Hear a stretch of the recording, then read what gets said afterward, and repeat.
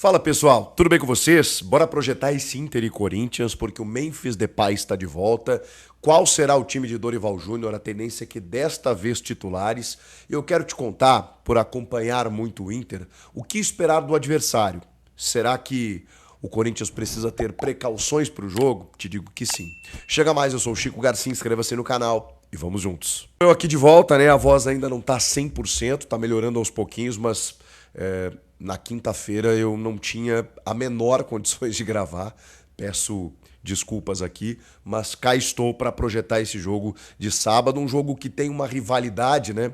Muito mais por conta dos colorados do que pelos corintianos. Eu falo isso por conviver com corintianos aqui em São Paulo, né? Que sempre dizem que a rivalidade ela é muito mais por conta do Inter, né? Por conta de 2005, 2009. Isso que Inter e Corinthians já decidiram o Campeonato Brasileiro em 76, vencido pelo Inter. Mas realmente nos últimos anos isso se aflorou, né? A história do DVD, aquela coisa toda. E os colorados, eu posso dizer para vocês, corintianos que me acompanham aqui, que tem sim a rivalidade muito grande, muito grande. Inclusive os colorados, alguns dizem que o Grêmio, por exemplo, é rival. O Corinthians é inimigo, só para vocês terem uma ideia de como o Inter encara sempre os jogos diante do Corinthians, né?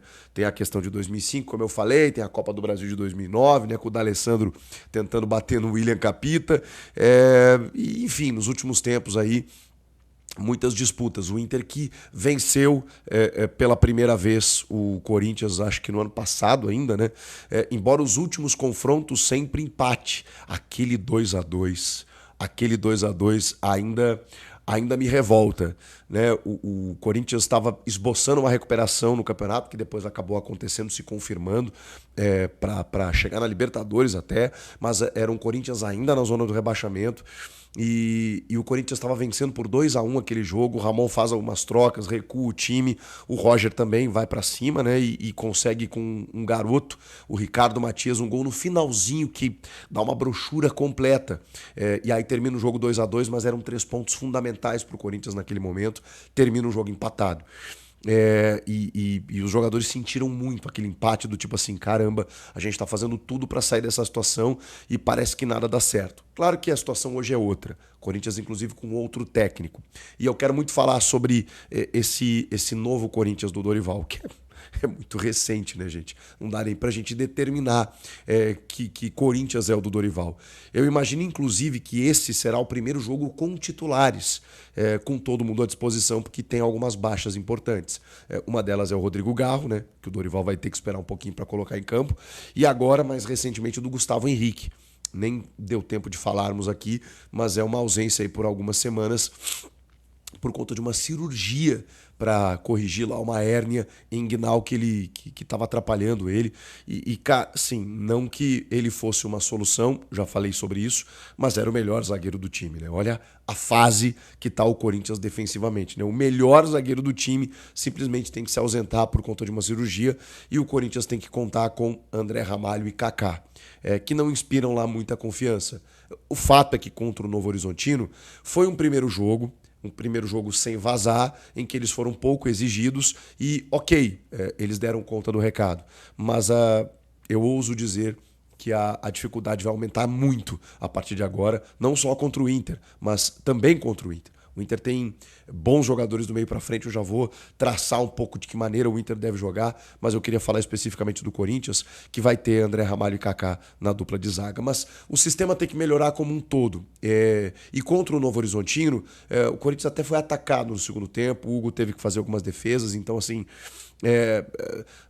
esse sistema ainda não está propriamente bem ajustado, até porque nem teria como, é muito pouco tempo do Dorival. Mas vai ser um primeiro time titular, pelo menos essa é a tendência. Aquele losango que a gente imaginava, né, contra o Novo Horizontino, com o Ranielli de primeiro homem, daqui a pouco o Dorival baixando ele um pouco mais entre os zagueiros para dar mais proteção, Carrilho e Martínez ou Breno Bidon com o Coronado, esse time vai acontecer agora.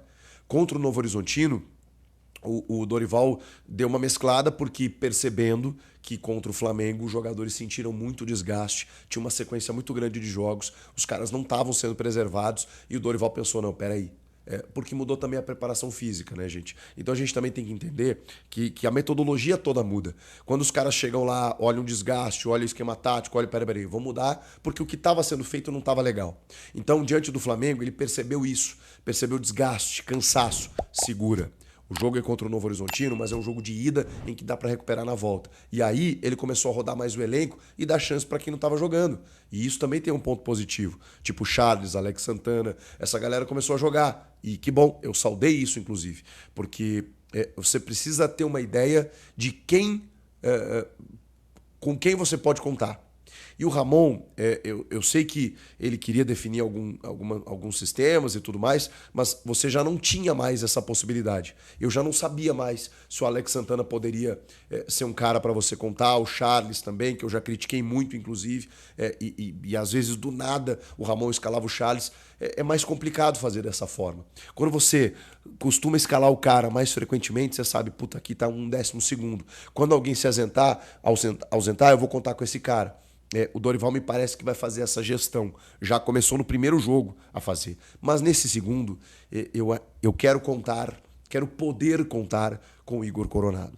Eu quero que esse cara, como o Dorival disse na sua primeira entrevista, seja o substituto do Garro. Mas ele precisa abraçar essa causa também. Tecnicamente falando. Ele precisa assumir essa responsabilidade. E o Dorival vai tentar provar para ele que ele pode.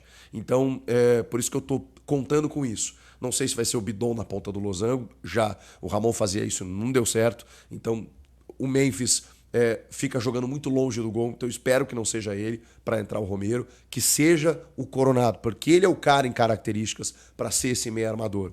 O Martinez te dá intensidade de jogo. O Carrilho é o principal jogador do time esse ano. E o Ranieri, a proteção à frente da zaga. Tem que ser esse time. Vamos aguardar, né? Vamos esperar o que o Dorival vai programar para esse jogo contra o Inter. Que tem Angileri na esquerda e o Mateuzinho na direita. E o Yuri e o Memphis no ataque. Pelo menos, acho que essa é a confirmação. Hugo Souza no gol. Deve ser esse o time. Que temores, que precauções o Corinthians tem que ter com o Inter. Eu trouxe esse vídeo também com esse detalhe, porque não é sempre que eu consigo acompanhar o adversário do Corinthians. E nesse caso, eu tô muito ligado, né, gente? Quando é Grêmio ou Inter, eu tô acompanhando o tempo inteiro. A gente não consegue... Quando são clássicos, né, a gente tá sempre por dentro. Mas não é todo time que a gente tem esse nível de conhecimento. Por isso que eu resolvi trazer para vocês aqui de que forma o Inter deve jogar contra o Corinthians. E assim, o time do Roger Machado é um time sabidamente bem treinado, campeão gaúcho, termina o ano muito bem, começa o ano muito bem, mas esse momento, especificamente esse momento, é o de maior instabilidade do time. Nesse momento, tá? Esse momento em que o Inter vai visitar o Corinthians aqui em São Paulo é o de principal instabilidade do time. Eu não estou dizendo com isso que o time está mal, mas é o momento em que o Inter não está na sua melhor forma. E obviamente, o Corinthians pode se aproveitar disso, né? Por que eu estou dizendo isso? Porque existe um organograma muito bem definido pelo Roger. Tem a volta do zagueiro Vitão, que esse sim está jogando muita bola, e o seu parceiro também. E o Vitor Gabriel fez contra o Juventude 2 gols de cabeça na bola aérea ofensiva. A bola parada tem sido uma arma do Inter. Então, quando você olha assim, poxa, o Inter está tendo dificuldades e teve contra o Maracanã do Ceará, da Série D na Copa do Brasil, exatamente por quê? Porque não conseguiu jogar por dentro e teve que abusar dos cruzamentos. Porque tem nisso uma arma, inclusive acabou fazendo gol, um deles foi anulado e o outro acabou valendo na bola aérea ofensiva. Então, todo o cuidado do Corinthians com a bola parada do Inter. O Alan Patrick, ele em escanteios, ele dá assistências, ele coloca na cabeça dos caras. Em cobrança de falta, então, nem se fala. Então tem que cuidar essa bola parada. E claro que o André Ramalho e o Kaká, como eu disse, não estão inspirando lá muita confiança. Essa é uma das armas do Inter. O Inter tem feito muitos gols de pênaltis. É o time que mais tem pênaltis a seu favor na temporada. E eu não estou aqui falando sobre algo tendencioso em relação à arbitragem. Eu estou dizendo que, por conta disso, é porque o Inter entra muito na área. E de que forma? O Inter tem pontas que vão para um contra um. Especialmente o Wesley, que não vive o seu melhor momento. O Wesley está, como todo time, no seu maior momento de instabilidade. Significa que ele está mal? Não. significa que ele já esteve melhor, mas é um jogador a marcar. E é um jogador para não deixar ele entrar na área. Porque se deixar ele entrar na área, não é que ele vai cavar pênalti, ele é rápido. Então você tem uma tendência de cometer uma penalidade. Isso a estatística está dizendo. Do outro lado, o Vitinho tá fora, e aí tem uma possibilidade ou do Bruno Tabata, que a gente até conhece mais do que do Palmeiras, mas ele é um jogador de outra característica, né? Ele é um meia ponta, como diz o Roger, ele joga um pouquinho mais por dentro, ele não tem tanta profundidade, ou o Gustavo Prado, que é um menino sim mais espetado. E esse sim é perigoso também, se ele abrir o time com 2 pontas. Eu ainda acho que ele vai na segurança do Bruno Tabata. Segurança que eu digo um pouquinho mais de reforço no meio. E aí sim com o Wesley aberto pela ponta. Só que eu não sei se ele vai jogar pela esquerda ou pela direita. Né? O Wesley joga pelos 2 lados. Aí você pode escolher. É que se for o Gustavo Prado ou o Tabata, eles vão jogar pela direita. E aí o Wesley seria o ponto esquerda. Não, acho que o Gustavo Prado pode jogar pela esquerda e o Wesley pela direita. Enfim, isso não está muito definido. Na frente tem o Valência, o Ener Valência. O Borré tá machucado. O Ener Valencia é o titular e ele está sendo muito cobrado pelo torcedor. Ele fez um golaço de falta na decisão do Gauchão, vinha bem até, vinha conquistando o carinho do torcedor, mas nos últimos jogos ele tem perdido muitos gols.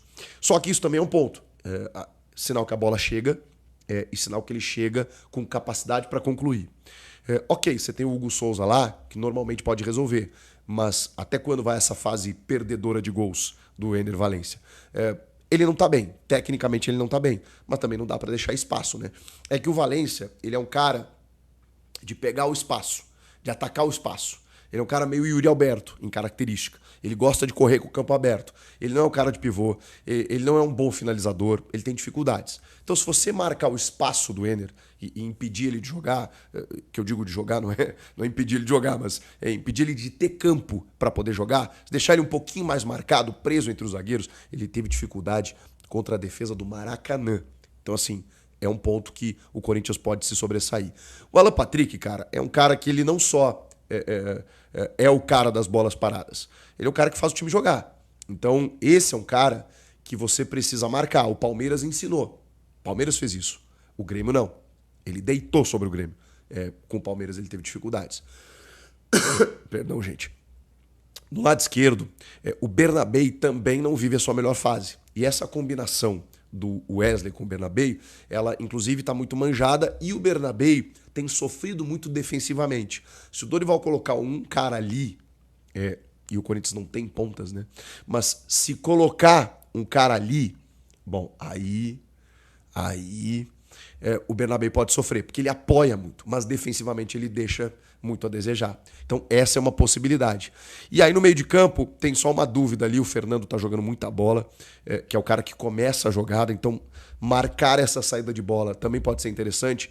E na segunda função o Bruno Henrique tá aparentemente perdendo a posição pro Thiago Maia, que é um cara que joga mais com a bola no pé. Então, o Corinthians, aí eu acho que com esse sistema, né, com Martínez ali, Carrilho e tal, vai congestionar bem e vai poder fazer um jogo franco, de bom embate. Eu acho que tem boas possibilidades. Corinthians acho que vence, tá? Tem todas as condições para isso, e técnico novo, aquela coisa toda. E o Inter sempre teve dificuldades em Itaquera, né? Tem uma vitória desde que o estádio inaugurou, mas também uma sequência de empates. E o empate não é bom resultado. O jogo é na Arena do Corinthians. O Corinthians tem que ganhar. O que vocês acham que vai acontecer? Comentem aqui. Inscreva-se no canal e eu volto na próxima esperando que a voz esteja melhor. Valeu, pessoal. Tchau. Na noite deste sábado, o Corinthians entra em campo pela 7ª rodada do Campeonato Brasileiro. O Timão recebe o Internacional na Neoquímica Arena às 6h30, em busca de se recuperar no torneio em noite marcada pela estreia de Dorival Júnior na casa do Timão. O Corinthians vem de uma goleada sofrida no último jogo da competição, ainda comandado pelo interino Orlando Ribeiro. O clube do Parque São Jorge perdeu para o Flamengo pelo placar de 4-0. No entanto, conseguiu se recuperar diante do Novo Horizontino, vencendo por 1-0 no duelo de ida da terceira fase da Copa do Brasil nesta quarta-feira. O Timão está na 12ª colocação do Campeonato Brasileiro, com 7 pontos conquistados em 6 partidas. Uma simples vitória pode fazer o Corinthians terminar a rodada na 6ª posição em caso de uma combinação de resultados. Dorival Júnior espera contar com Memphis Depay pela primeira vez desde a sua chegada, após o atacante se recuperar das pancadas sofridas no jogo diante do Flamengo e ficar de fora da partida contra o Novo Horizontino. O camisa 10 voltou a treinar com bola na quinta-feira e deve estar disponível para o duelo deste sábado contra o Internacional. A provável escalação do Timão tem Hugo Souza, Mateuzinho, André Carrillo, Kaká e Andileri, Ranieri, José Martínez, André Carrillo e Breno Bidon, Memphis Depay e Yuri Alberto. Deixe seu like e se inscreva no canal para não perder as próximas notícias do Corinthians.